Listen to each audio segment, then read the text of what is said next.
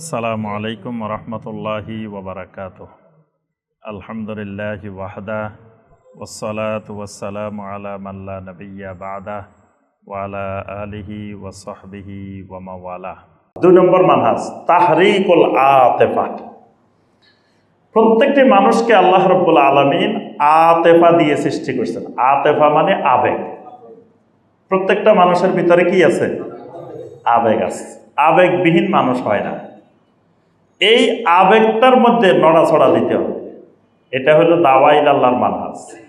প্রত্যেকটা মানুষের আবেগের মধ্যে কি করতে হবে? নাড়া দিতে হবে। এটাই তাহরিক, মানে আতেফার মধ্যে তাহরিক করা, নড়াচড়া দেওয়া। এটা হবে দাওয়াতের মানহাজ। অর্থাৎ একজন মানুষকে দাওয়াত দিতে গেলে এমনভাবে তার সামনে দাওয়াতকে উপস্থাপন করতে হবে, এই লোকের আবেগের মধ্যে, চিন্তার মধ্যে, ফিকিরের মধ্যে নড়াচড়া সৃষ্টি হবে। সেইটা নিয়ে চিন্তা করতে শুরু করবে। প্রথমে হয়তো খারাপ বললেও এক সময় আস্তে আস্তে সে এটা বুঝতে পারবে। তার আবেগের মধ্যে যখন এটা নাড়াচাড়া দিবে, কোরআনে কারিমে দেখবেন অনেক আয়াতে কারিমায় আল্লাহ রাব্বুল আলামিন এভাবে মানুষকে জান্নাতের দিকে এমনভাবে তুলে ধরছেন যে এটা শুনলে মনে হবে যে এখনই আমার জান্নাত যাওয়া লাগবে, এটা করা লাগবেই। আবার জাহান্নামের ব্যাপারে আল্লাহ রাব্বুল আলামিন এমনভাবে তুলে ধরছেন, এটার কথা শুনলে এবার জাহান্নাম থেকে বাঁচতেই হবে আমাকে। এটা হলো তাহরিকুল আতিফা। গতকাল আমরা উত্তরার খুতবায় আলোচনা করছিলাম হলো কিসের উপরে? কিবিরের উপর, অহংকারের উপর। তো পরবর্তীতে একজন বলতেছিলেন যে কোনোদিন আলোচনা শুনলে মনে হয় জান্নাতে একবারে চলেই যাচ্ছে, এত সহজ। আবার আরেকদিন আলোচনা শুনলে মনে হয় জান্নাতে মনে হয় যাওয়া যাবে না, জান্নাতে যাওয়া ছাড়া উপায় নেই। কালকে এসে আলোচনার পরেই বলতেছিলেন। তো এটার নাম হলো তাহরিকুল আতিফা। মানে মানুষকে খালি সবসময় আপনি জান্নাতের লোভ দেখাইবেন, এটাও দাওয়াতের পদ্ধতি না। আবার খালি জাহান্নামের ভয় দেখাবেন আর কাঁদবেন, এটাও দাওয়াই আল্লাহর পদ্ধতি না। দুইটার সমন্বয় থাকতে হবে। যেমন দেখবেন কোরআনে কারিমে যেখানে আল্লাহ পাক জাহান্নামের আলোচনা করছেন, সাথে সাথে কিন্তু জান্নাতের কথা আছে। দুইটাই কাছে একসাথে আছে। শুধু জাহান্নামের ভয় দেখান নাই, আবার শুধু জান্নাতের লোভও দেখান নাই। দুইটা খাউফ এবং রাজা, এই দুইটার মাধ্যমে আপনার আতেফাকে, আবেগকে নড়াচড়া দিতে হবে। এই জন্য শুধু পুরস্কার, শুধু লাভ, এটা করবেন এত লক্ষ ফজিলত, এটা করবেন এত কোটি ফজিলত, এটা করবেন এই পাইবেন, খালি এটা শোনানোর নামও দাওয়াই আল্লাহ না, নবীওয়ালা দাওয়াত না। মানে এটাও শোনাবেন, পাশাপাশি তাকে এটা করলে জাহান্নামে যাওয়া লাগবে, সুদ খাইলে জাহান্নামে যাওয়া লাগবে, ঘুষ খাইলে জাহান্নামে যাওয়া লাগবে, এটাও শোনাইতে হবে। এইভাবে এখানে অনেকগুলো আয়াত আছে যে আল্লাহ পাক কিভাবে এই মানুষের আতেফাকে, আবেগকে নাড়াচাড়া দিয়েছেন। এটা দাওয়াতের একটা গুরুত্বপূর্ণ মানহাজ। নবী সাল্লাল্লাহু আলাইহি ওয়াসাল্লাম যখন দাওয়াত দিতেন, কোনো সময় এমনভাবে নবী সাল্লাল্লাহু আলাইহি ওয়াসাল্লাম কথা বলতেন, জারাফাত মিনহাল উয়ুন ওয়া ওয়াজিলাত মিনহাল কুলুব। সাহাবায়ে কেরাম বলতেছেন যে আমাদের অন্তরগুলো ভীত সন্ত্রস্ত হয়ে গেছে, আমাদের চোখ দিয়ে জর্জর করে পানি পড়তেছে। কাআন্নাহা মাওয়াজাতুম মুআদ্দিন, মনে হচ্ছে এটা নবী সাল্লাল্লাহু আলাইহি ওয়াসাল্লামের জীবনের শেষ খুতবা, শেষ ওয়াজ। তখন একজন সাহাবী উঠে দাঁড়ায় বললেন, ইয়া রাসূলুল্লাহ ফাআউসিনা, এটা আপনার জীবনের শেষ নসিহত মনে হচ্ছে, আমাদেরকে আরো কিছু নসিহত করেন। মানে তাদের আবেগ এমন পর্যায়ে গিয়ে পৌঁছে গেছে। আবার কোন সময় নবী সাল্লাল্লাহু আলাইহি ওয়াসাল্লাম খুতবা দিচ্ছেন, নবী সাল্লাল্লাহু আলাইহি ওয়াসাল্লামের ইসতাদ্দা গাদাবুহু, নবী সাল্লাল্লাহু আলাইহি ওয়াসাল্লামের রাগ প্রচন্ড আকার ধারণ করছে। নবী সাল্লাল্লাহু আলাইহি ওয়াসাল্লামের ইহমাররাত আইনাহু, চোখ মোবারক দুইটা লাল হয়ে গেছে। কিন্তু প্রতিদিন খুতবা দিতে গেলে চোখ লাল করে খুতবা দেন না কিন্তু আল্লাহ রাসূল। এটার আবার মনে করা যাবে না যে কথা বলতে গেলেই বুলেটের মতো, যে আল্লাহ রাসূল রাগ অবস্থা চোখ লাল করে খুতবা দিচ্ছেন, প্রতিদিন এইভাবে দেন নাই।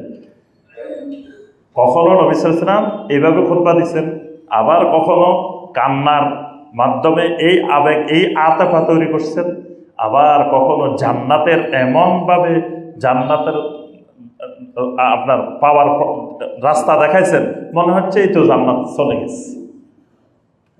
এটার নাম হলো কি? তাহরিকুল আতেফা। এটা হলো দাওয়াইল আল্লাহর মানহাজ। এই জন্য দাইল আল্লাহর ভাষা হবে সুন্দর। মানে মানুষের আবেগে নাড়া দিতে হলে দাইল আল্লাহর ভাষা হইতে হবে কি? খারাপ জিনিসকেও সুন্দর করে বলতে হবে।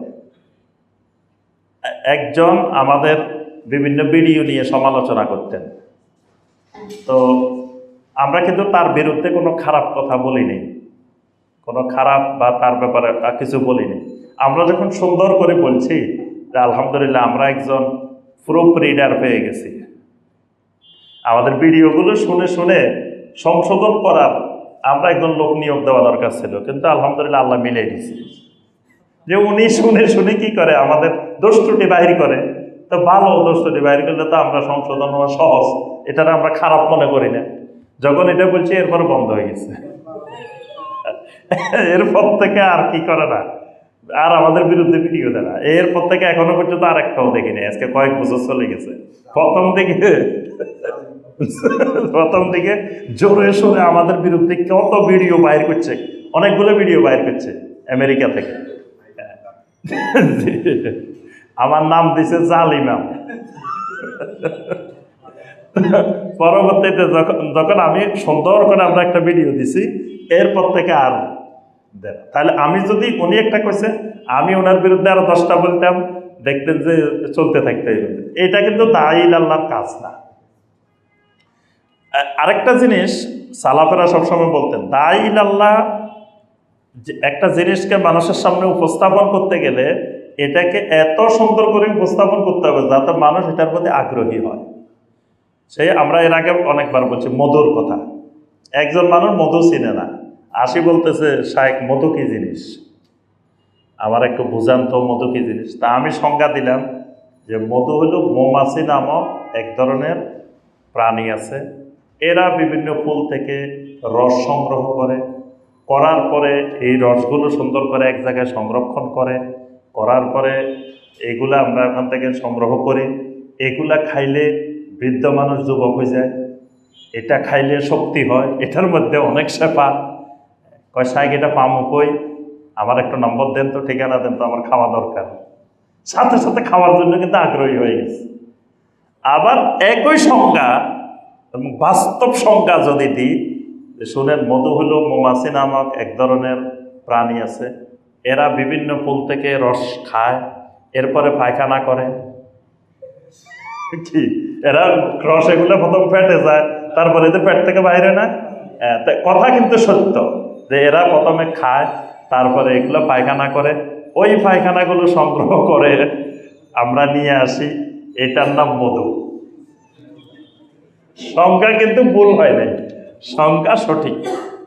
এখন যে খাইছে সেও বমি করি কবে যে কি খাইলাম। তাহলে এখন যিনি দাইল আল্লাহ হবেন, তিনি ওই পায়খানা শব্দ ব্যবহার করা যাবে না, ওখানে সুন্দর করে পরিবেশে ব্যবহার করতে হবে। এই শব্দ চয়নের কারণে অনেক সময় দাওয়াত ফলপ্রসূ হয়, অনেক সময় দাওয়াত ব্যর্থ হয়ে যায়। একটা শব্দ প্রয়োগের কারণে আপনার পুরা দাওয়াত ক্ষতিগ্রস্ত হয়ে যায় এবং ওই এলাকার পরিবেশ নষ্ট হয়ে যায়।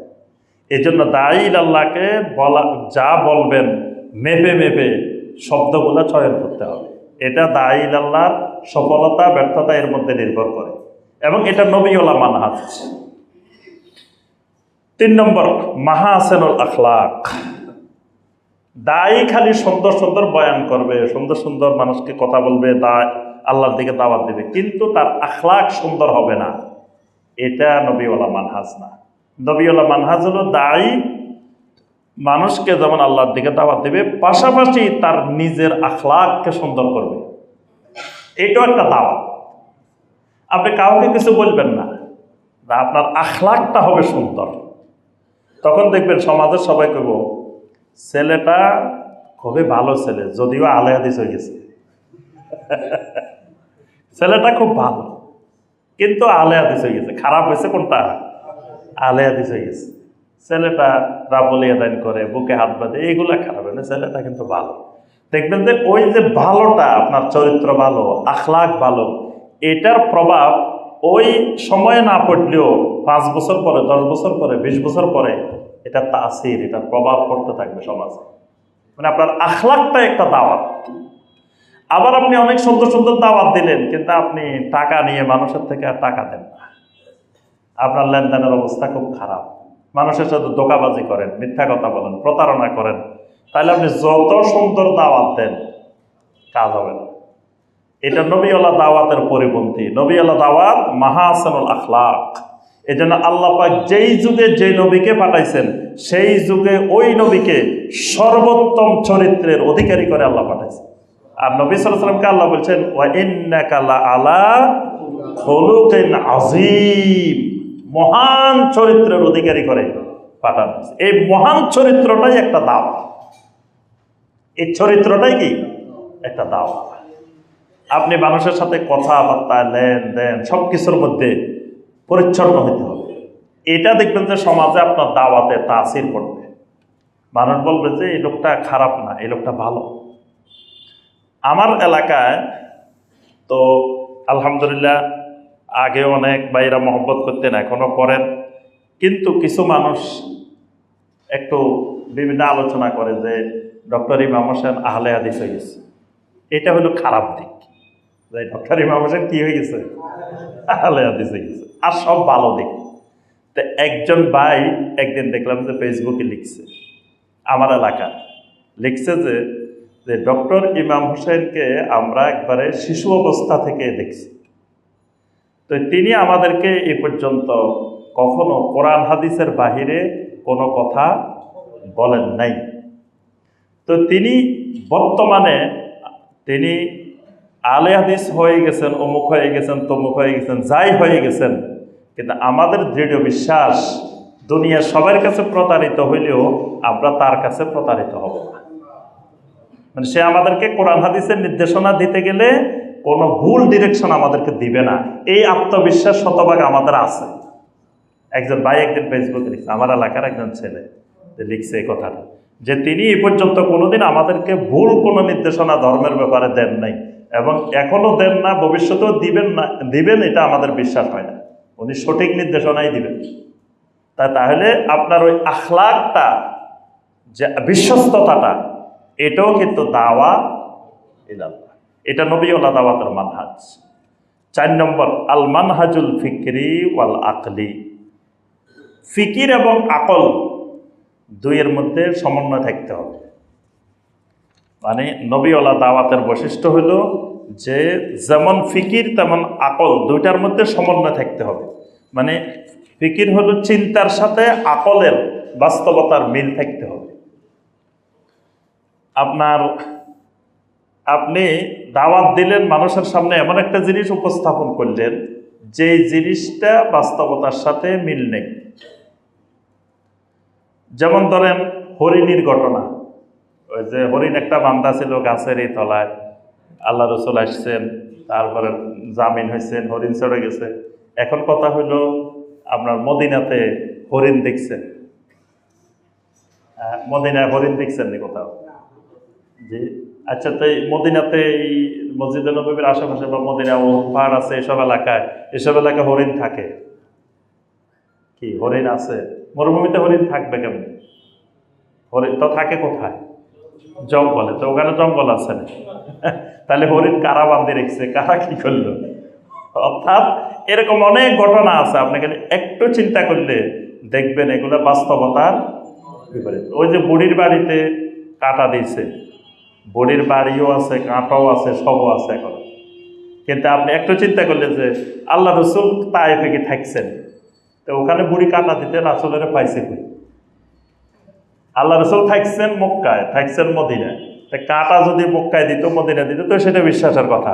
এখন তায়েফে কাঁটা দিছে, তায়েফে রাসূল তো একবার দাওয়াত দিতে গেছেন, নির্যাতিত হয়ে চলে এসছেন।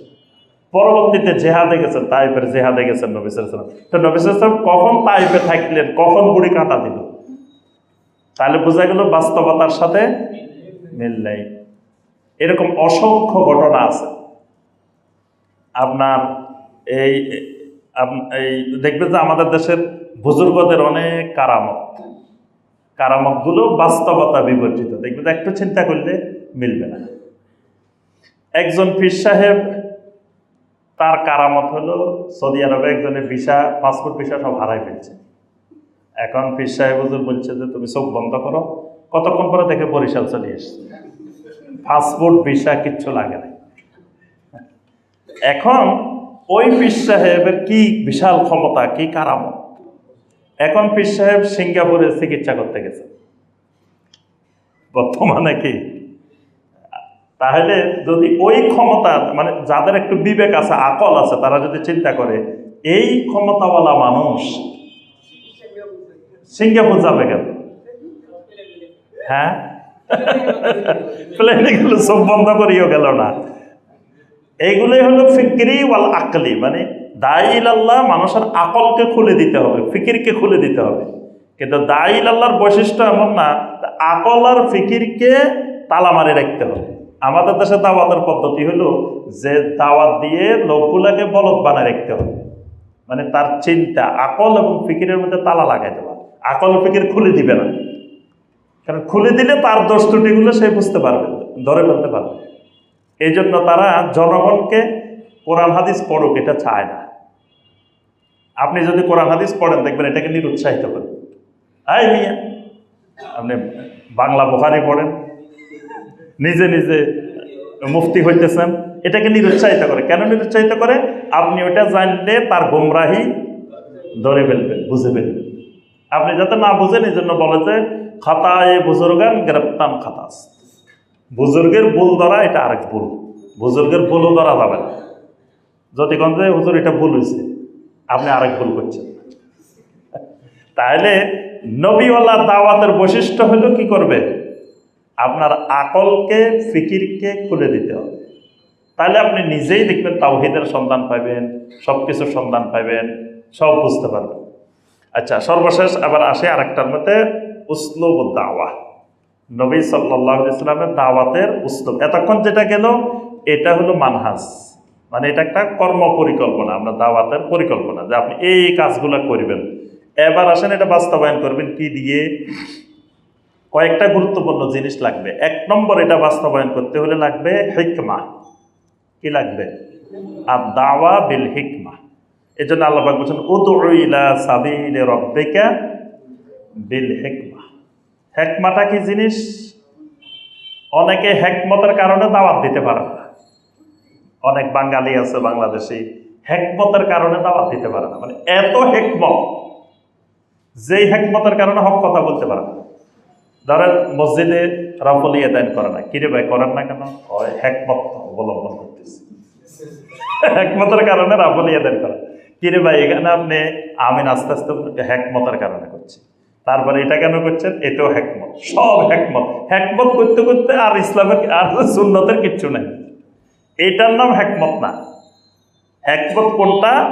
হিয়াল ইসাবাতু ফিল কাউলি ওয়াল আমল। কথা এবং কাজের মধ্যে বিশুদ্ধতা নিয়ে আসা, এটার নাম হিকমা। কথা কাজে কি, মানে আমার কথাও হবে বিশুদ্ধ কথা, সঠিক কথা, কাজও হবে, আমলও হবে বিশুদ্ধতা। কেউ মানুক আর না মানুক, এটার নাম হিকমা। এটার নাম, অর্থাৎ আমল করাটার নাম হিকমা, আমল ছেড়ে দেওয়ার নাম হিকমা না। যে আমি হিকমতের কারণে ছেড়ে দিছি। আপনি টাকনুর নিচে কাপড় পরছেন কেন? হিকমতের কারণে। কি হিকমত? সবাই টাকনুর নিচে পড়ে, আমি যদি টাকনুর উপরে পড়ি তাই সবাই আমার আলাদা ভাগবো, আমার দাওয়াত শুনবে না। আপনার দাওয়াত শোনার দরকারটা কি? না শুনুক, আপনি টাকনুর উপরে পড়েন, এটার নাম হিকমা। কিন্তু সবার সাথে মিশার জন্য একজনের দাড়ি রাখে না, কিরে ভাই? হিকমতের কারণে। হিকমত কি? কয় এই যে স্কুল কলেজের স্টুডেন্ট কেউ দাড়ি রাখে না, আমি যদি দাড়ি রাখি আমার দাওয়াত শুনবে না। এজন্য হিকমতের কারণে দাড়ি কেটে ফেলছে। হিকমতের কারণে সিগারেট খায়। কিরে ভাই সিগারেট খান কেন? হিকমতের কারণে। কি হিকমত? পোলা পাইন সবাই বিড়ি সিগারেট খায়, আমি ওই পরিবেশে যাই, আল্লাহর দিনের দাওয়াত দেবো এই জন্য। হিকমত দেখেন, এরকম আরো কত হিকমত আমার জীবনে দেখছি, খালি হিকমত আর হিকমত, হিকমত আর হিকমত। এগুলো সব বাতিল হিকমত। হিকমা হলো হিয়াল ইসাবাতু ফিল কাউলি ওয়াল আমল। আপনার কথার মধ্যে, আমলের মধ্যে বিশুদ্ধতা। বেশি হিকমত করবেন, আপনি জীবনেও সুন্নতের উপরে ফিরে আসতে পারবেন না। কিছু কিছু মসজিদে প্রথমে বলে কি কয়, এই এই যে পদ্ধতিতে আমাদের দেশে খুতবা হয়, এই পদ্ধতিতে খুতবা চালু করে, কয়দিন পরে সুন্নতের দিকে ফিরে যাবো, এখন একবারে এইভাবে শুরু করি। কিসের কারণে? হিকমতের কারণে। তো দেখা যাবে এইভাবে শুরু করছেন, আর জীবনে আপনি সুন্নতে ফিরে আসতে পারবেন না। এজন্য মসজিদে যখন নতুনভাবে আপনি সুন্নত প্রতিষ্ঠা করতে চান, তো শুরুতেই আপনি সুন্নাহ অনুযায়ী শুরু করে দিবেন, এটাই হিকমত।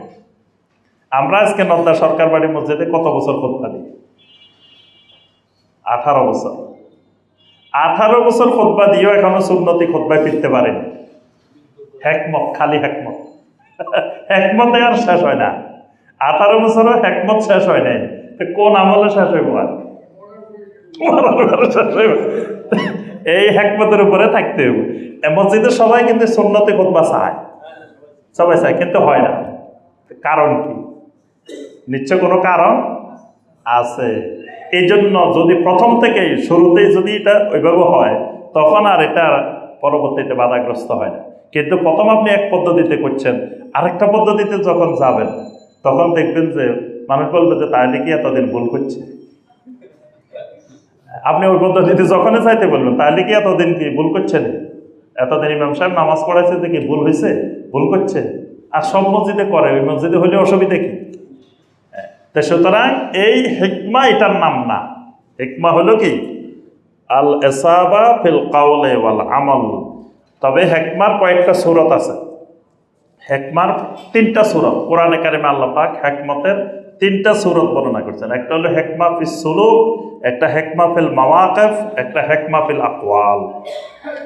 একটা হলো সুলুক, মানে আপনার চরিত্রের মধ্যে আপনার হিকমা, চরিত্রের মধ্যে, চাল চলনের মধ্যে হিকমা। চাল চলনের হিকমা কি? চাল চলনের হিকমাটা হলো আমার আপনার পুরা চরিত্রটা, আখলাকটাকে রাসূলুল্লাহ সাল্লাল্লাহু আলাইহি ওয়াসাল্লামের সুন্নত দিয়ে সাজানো, এটার নাম হিকমা। মানে আমি কাউকে কিছু বললাম না, বা কেউ মানুক আর না মানুক, আমি আমার নিজেকে পুরা সুন্নতের আলোকে সাজাই ফেললাম। কেউ আমাকে বাধা দিবে? পৃথিবীর কেউ? আমার নিজের বডিটা যদি সুন্নত দিয়ে সাজায়, তো বাধা দিবে? আচ্ছা, আমার পরিবার আমি সুন্নত দিয়ে ইসলামী রাষ্ট্র বানাই ফেললাম, কেউ অসুবিধা আছে? আমার পরিবারের আমি রাষ্ট্রপতি বা আমি প্রধানমন্ত্রী, আরও বাকিরা সদস্য, একটা ইসলামী রাষ্ট্র, কোরআন সুন্নাহর রাষ্ট্র হয়ে গেছে।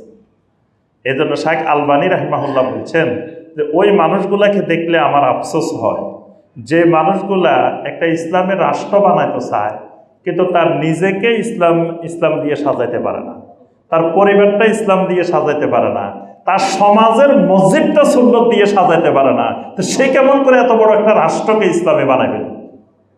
কি যেগুলো সে তার ক্ষমতার মধ্যে, সাধ্যের মধ্যে, সেগুলোই পারে না। তো যেটা তার সাধ্যের অনেক দূরে, অনেক বাহিরে, সে মৃত্যু পর্যন্ত পারে কি পারে না তার নিশ্চয়তা নেই। যেটা পারে সেটাই ইসলাম দিয়ে সাজাইতে পারতেছে না।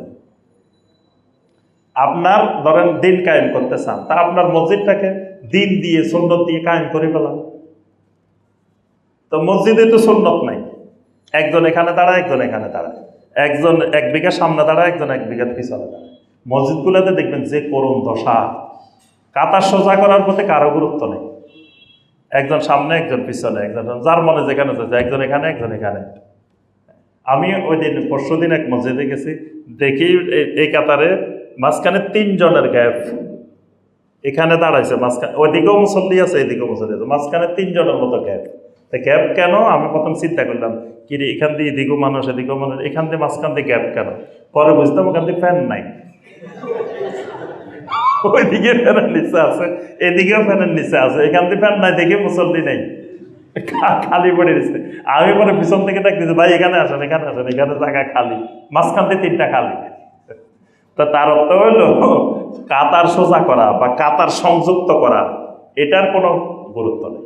তাহলে আপনি যদি দিন কায়েম করতে চান, তা আগে আপনার মসজিদটাকে সুন্নত দিয়ে, দিন দিয়ে কায়েম করে ফেলাম, পরিবারটাকে দিন দিয়ে কায়েম করে ফেলাম, নিজেকে সুন্নত দিয়ে সাজা ফেলাম। এইভাবে সবাই যদি করে, তো পুরো সমাজটা এমনি দিন কায়েম হয়ে যাবে।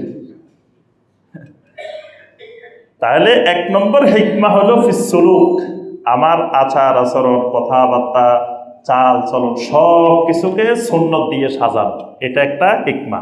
আরেকটা হিকমা ফিল মাওয়াকিফ।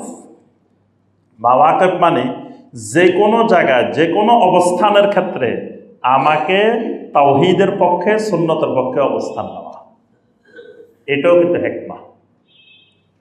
এই হিকমা অবলম্বন করলে আপনি একা হইতে পারেন, কিন্তু এক সময় দেখবেন যে আস্তে আস্তে আস্তে আস্তে আপনার এটা তাসির, এটার প্রভাব সমাজে পড়তে থাকবে, যে আপনি সমাজের সবার অবস্থান যেদিকে হইব আপনি একা অবস্থান নেবেন তাওহীদের পক্ষে, সুন্নতের পক্ষে।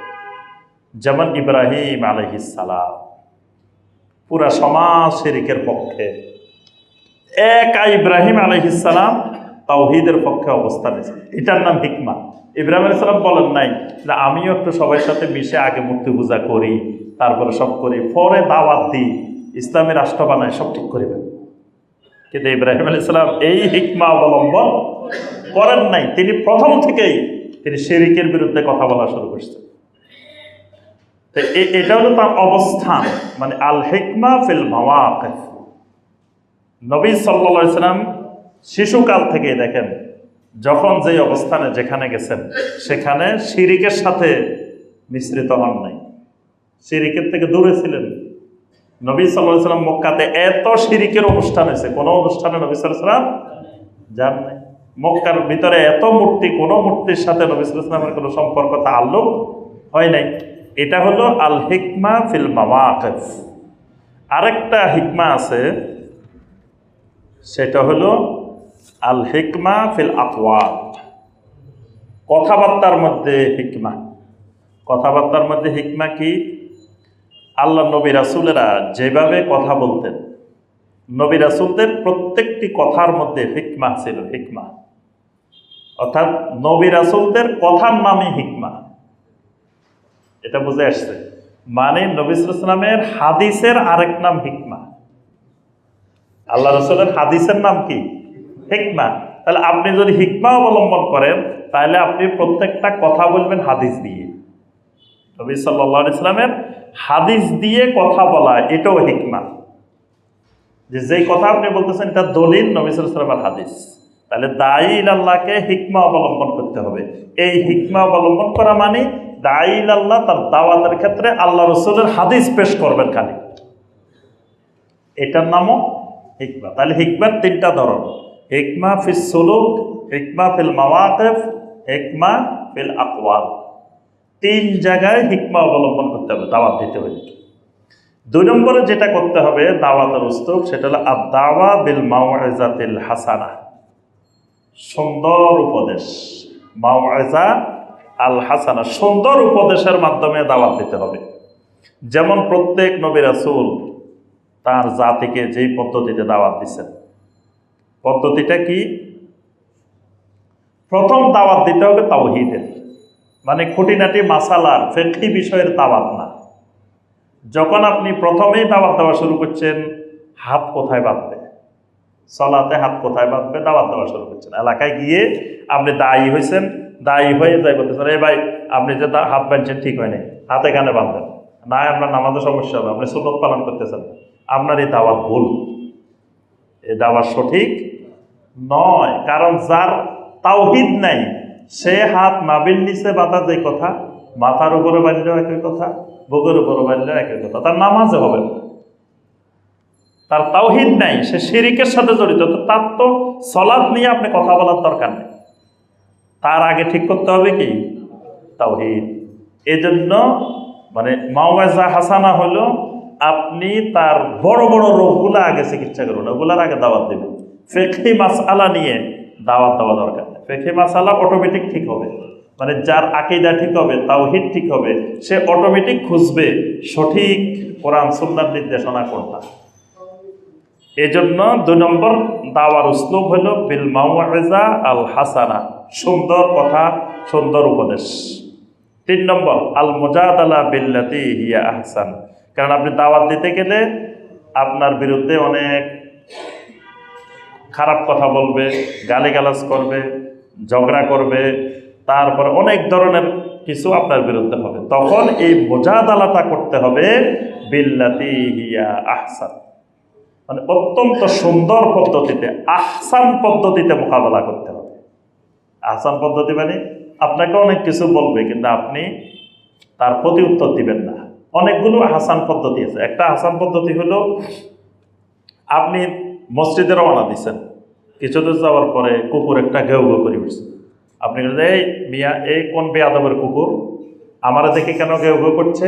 আপনি সেই বাড়ি চলে গেছেন, এর সাথে মালিকের সাথে ঝগড়া করাচ্ছেন।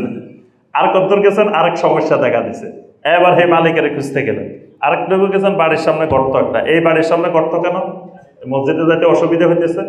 আপনি এগুলো করতে করতে জামাত শেষ। তাইলে দাইল আল্লাহর সময় হলো সামান্য, আপনি খুব কম সময় চলে যাবেন। দাইল আল্লাহ বেশিক্ষণ সময় নেই, সময় কম, কিন্তু আপনাকে যাইতে হবে অনেক দূর। তা আপনি যদি ডাইনে ভাবে খালি জবাব দিতে থাকেন, আপনি ধরেন এই রাস্তায় চলতেছি, একজন একটা কইছে, আমি হের লগে কতক্ষণ ঝগড়া করলাম, আরেকটুকু গেছি, আরেকজন আরেকটা কিছু ঝগড়া, এইভাবে করতে করতে তার জীবন চলে যাবে, সে দাওয়াত দিতে পারবে না। এই জন্য দাইল আল্লাহ অনেক তর্ক বিতর্ক উপেক্ষা করতে হবে, সব কথার জবাব দেওয়া যাবে না, চুপ থাকতে হবে, চুপ থাকাটাই তার জবাব। এটাই মুজাদালা বিল্লাতি হিয়া আহসান। একজন বলতেছে যে তোমাদের 5 জন শাইখ নিয়ে আসো, আমাদের 5 জন শাইখ আনবো, তোমাদের 5 জন শাইখ আসবে, আমাদেরকে বুঝাই দাও, যদি তোমাদের এগুলো ঠিক হয় আমরা মানব। তো আমাদের অনেক ভাই এরা সহজ সরল, মনে করে সুন্দর কথা, তো আমাদের শাইখেরা আসে যদি বুঝাই দেয়, তো এলাকা পুরা সহিয়া কিতার হয়ে যায়। খুশিতে শাইখদের কাছে ফোন দেওয়া শুরু করে, শাইখ একটু মুখ তারিখে আসেন। কিন্তু হে তো বেদাতি চিনে নাই, বেদাতি কি জিনিস। এটা তো বেদাতির প্রতারণা, ধোঁকাবাজি। সে তো এখানে বাহাসের নামে মারামারি করব, সে তো এখানে জানার উদ্দেশ্যে না। জানার উদ্দেশ্যে সে হাদিস এগুলো বুখারীর মধ্যে সে পড়েও পড়ায়ও। সে জানার উদ্দেশ্য হলে আমরা যাই তারে বুঝাই দেওয়া লাগবে না, নিজেই বুঝবো। কিন্তু তার উদ্দেশ্য হলো, তার জনশক্তি আছে, তার এলাকায় তার সমর্থনের লোক আছে, তো সে কয়েক হাজার স্টুডেন্ট একত্রিত করব, করি সেখানে একটা এমন পরিস্থিতি তৈরি করব, কিসের আলোচনা, কিসের কি করবো, আমরা জিতে গেছি, বাহাসে আলে হাদিসরা হারিয়ে গেছে, আমরা কি করছি, জিতে গেছি। হ্যাঁ, এটা হলো আরেক ধরনের শয়তানি প্রতারণা। এই জন্য এই শয়তানি খপ্পরে কিন্তু পড়া যাবে না, এটা দাওয়াতের নীতিমালা না। পরে এই দাওয়াত, এটার দ্বারা আপনার এলাকা আরো ক্ষতিগ্রস্ত হবে। এই জন্য সবসময় ঠিক মনে রাখতে হবে, দাইল আল্লাহর মুজাদালা হবে বিল্লাতি হিয়া আহসান। 4 নম্বর যে উসলুব, আর দাওয়া বিল কুদওয়া ওয়াল কুওয়া, মানে দাওয়াত দিতে হবে আদর্শিক দাওয়াত, মানে মানুষের সামনে কুদওয়া তুলে ধরতে হবে, আদর্শ তুলে ধরতে হবে, এবং আদর্শের ভিত্তিতে মানুষকে পরিচালিত করার, মানুষকে সঙ্গবদ্ধ করার, মানুষকে দ্বীনমুখী করার, তাওহীদমুখী করার চেষ্টা করতে হবে। এগুলো হলো দাওয়ার উসলুব।